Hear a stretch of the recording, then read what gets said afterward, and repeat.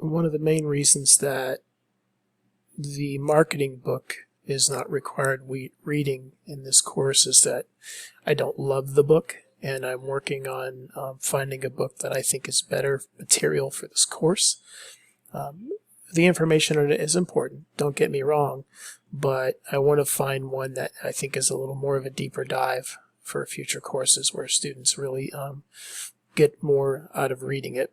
And the only reason I bring this up now in Module 9 is because menu marketing is critical, but I also want you to get the picture out of your head and not just think about food and beverage menu marketing, but think about like amenities, local attractions to your resort, for example.